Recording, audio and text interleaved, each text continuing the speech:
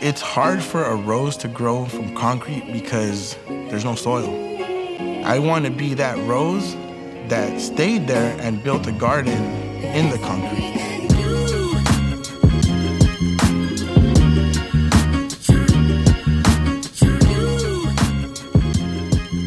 Lowriding has a huge misconception. A lot of people associate it with gang violence and drugs and drug dealers or whatnot, but you know, it's not a rap video. I take pride in my car. You know, my family name is behind this car. My daughters and my wife are on this car, and there's nothing that I would do to mess that up. I have a 1936 Chevy Standard 4-door with suicide doors. The body is candy magenta, and the fenders are also candy magenta with a little bit of metal flake on it. I've got some pinstripe and some silver leafing with candy on top of it. I don't have too many accessories. I'd say the only accessory I have are the visor and a custom grille. I just wanted to give it just that extra touch. The engine, I have a 235 that I took out of a 1955 Chevy. It's rebuilt. I decided to candy it, paint it the color of the car. And in the trunk, I have two Pesco 280s.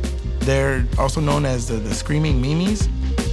They were used in World War II bombers. It's a very unique hydraulic setup where what we use as oil tanks now used to be used as oxygen tanks in these bombers for the pilots. So they're separate from the hydraulic pump itself. The pump itself is candied like the car, and everything else is chromed out. There's nothing that's stock in my interior. New door panels, my rear seat is customized. My two front seats are out of a 1995 Lexus. Originally on these cars, the bench seat is a little close to the steering wheel. I just wasn't comfortable, and I needed something a little bit more relaxed for me. So that's why I decided on the tilt steering column with the custom steering wheel. Both of the seats were powered, so I drive with my seat as far back as I can get it, and it's real comfortable. The interior is like a cream vinyl with suede inserts and a little bit of stainless steel touches on it. I have custom gauges. I'm rolling on 13-inch Zenith 72 spokes. The spokes are candied on 520s. So I named my car Linda Chicana. I really thought about it because the name has to flow with the car, you know? And one day we're at my dad's house listening to some music, hanging out, and this song by Chunky and Los Alacanes came on called Linda Chicana, where they talk about a Chicana overcoming everything bad in her life. No matter what she's gone through, and she will always persevere. And I was like, damn, Linda Chicana, that's a cool name. I have murals only on the inside of the car.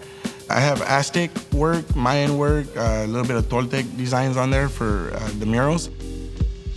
At first, I only had my daughter on there, and then in the trunk, I got my wife on there, and my 4-year-old. When she was about 2 years old, you know, I got her muraled on there. So now I have my 3 Lindas Chicanas on the car.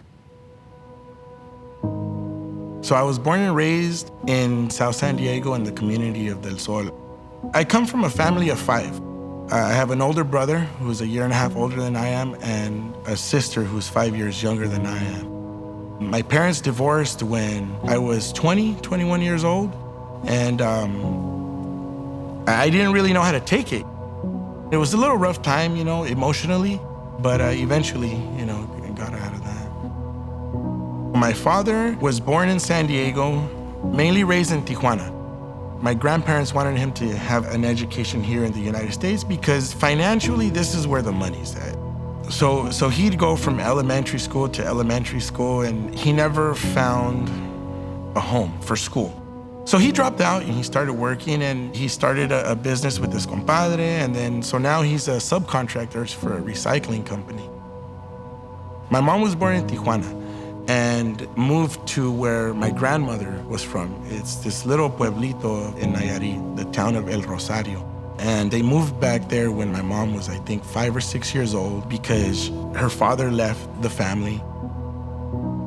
My mom went through so much growing up, you know, not having the dad. She had a mom, but the mom was over here trying to do what she could to bring her family to the United States. And eventually she did. My mom started school here in 7th grade, learned English real quick. You know, her thing was like, man, I watched I Love Lucy all the time. You know, and that's how she learned English, you know, that and really, really trying her hardest, giving it 100%. She worked for Lucky's. She worked for that company since she was 16 years old. She recently retired, so I believe she worked for 42 years for that company.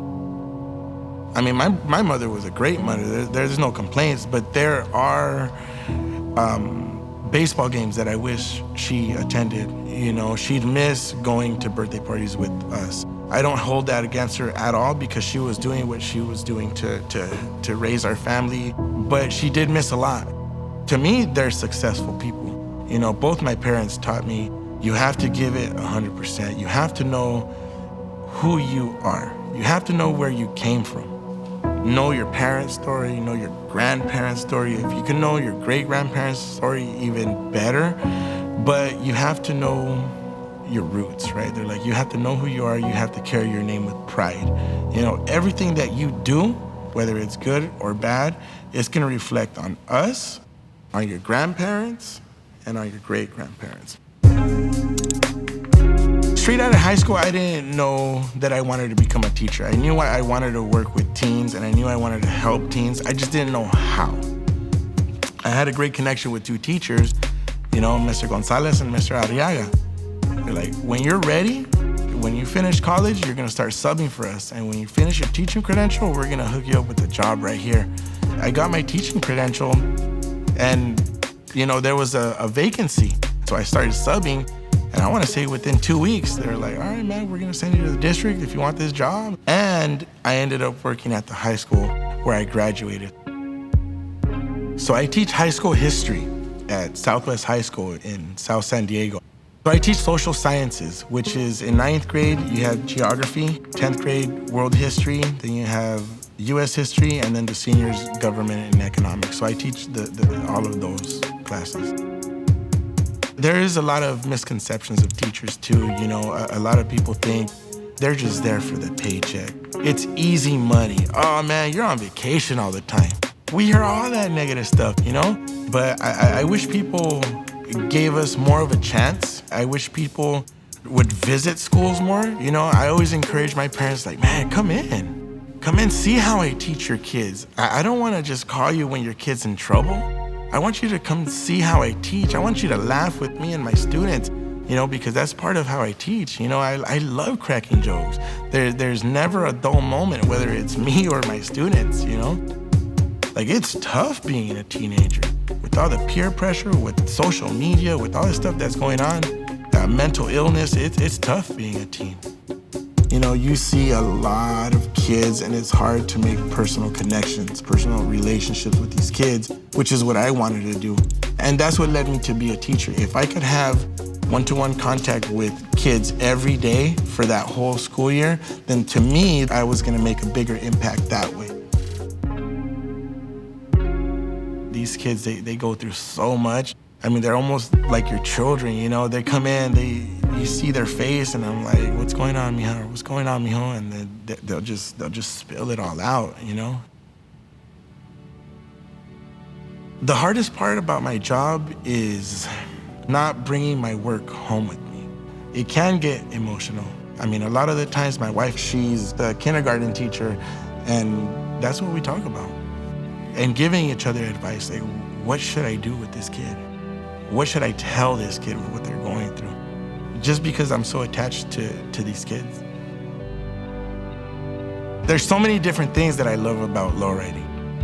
It is therapeutic. You know, I could be having a bad day, and my little one, my 4-year-old, Daddy, are we gonna cruise the pink Impala? She thinks every lowrider is an Impala. You know, Dad, can we take the pink Impala to church?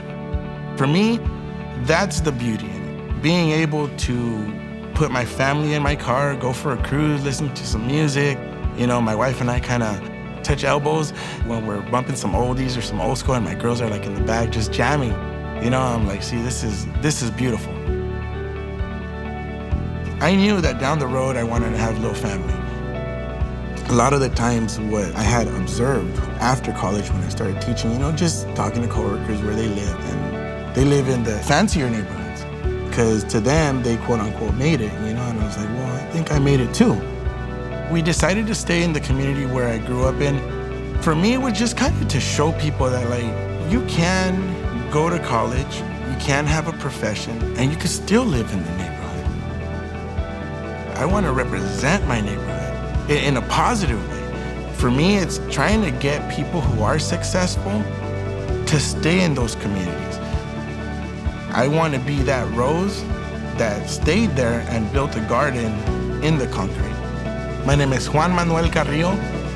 I'm a high school history teacher, and I'm a lowrider role model.